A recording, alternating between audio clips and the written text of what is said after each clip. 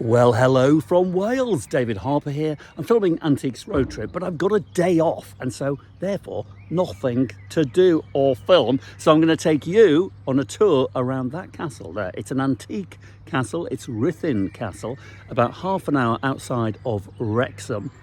I'll also show you the little town, which is about 200-300 yards in that direction, and it is gorgeous. So I posted on social media that I was looking for things to do in the area. So big thanks to Helen Lowe on Twitter, who recommended I visit this Ruthin Castle. So come with me, a little wander around the outside and the town itself. Here we go.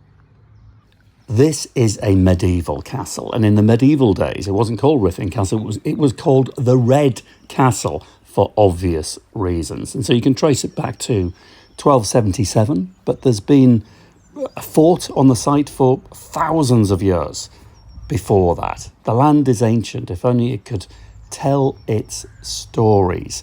And I refer to it as an antique because it is an antique building. And just like these antique lions, the stories they could tell, just imagine the tales from the past, from history, that these walls could tell us. And the steps that I'm about to walk up, come on, let's go up the steps. How many thousands of people have walked those steps and looked over the edge? Now today we look over and it looks, a hell of a drop down there, but this formed part of the moat in the medieval times. So this was, a great protection, a deep, wide moat to keep the invaders at bay.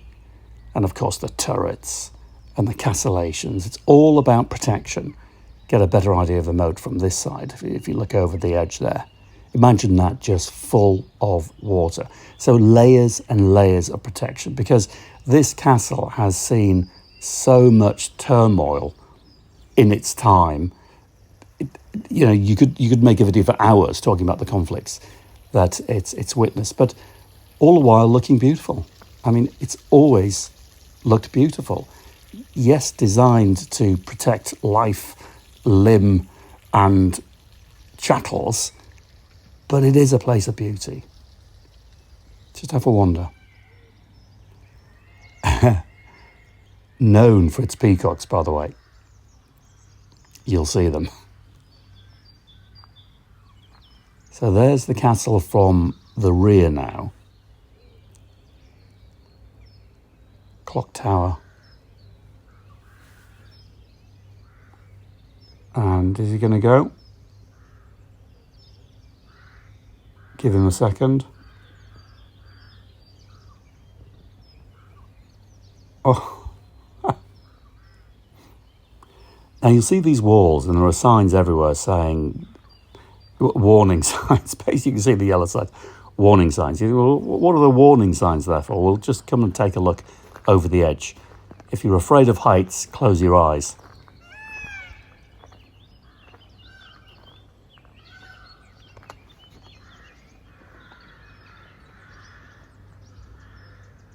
All about protection.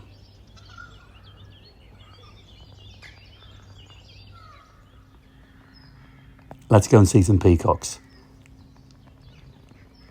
And again, down there, certainly moat.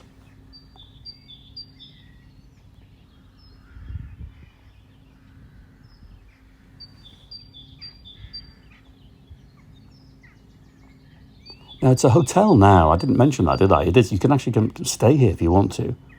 And I would want to, by the way. Hello, pretty boys.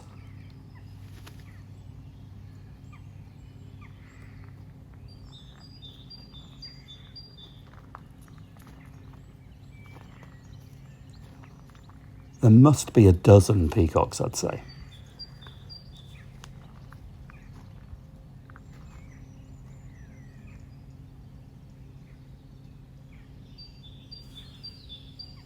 Actually, Prince Charles stayed here the night before his investiture in 1969, just before he was pronounced Prince of Wales.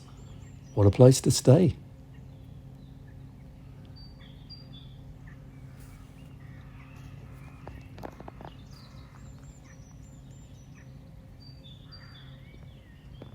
Now, as all old buildings do, they change purpose over the years. These are the original medieval walls, I do believe. This is the oldest part. But in the 1920s, the castle was a hospital for treating bizarre internal diseases. I don't know how successful it was, but I think from the 1950s, 1960s, it then became a hotel. And everywhere you look, you will see and hear these gorgeous peacocks. And if you look very carefully, you might see the castle cat.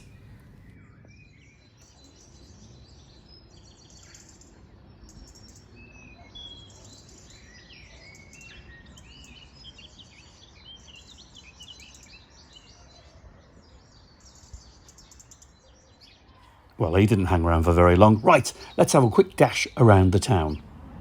And here it is, drop dead gorgeous little town here, just a few minutes walk from the castle. Obviously, over the centuries, the town developed around the protection of the castle walls, as the small towns always did. And surrounded by a beautiful countryside, you can look down the streets and see the mountains of Wales in the background, just hidden behind these gorgeous early Georgian townhouses, so grand and dripping in history themselves. Quick peek, there we are, the mountains of Wales. Well, I hope you enjoyed that quick whistle stop tour.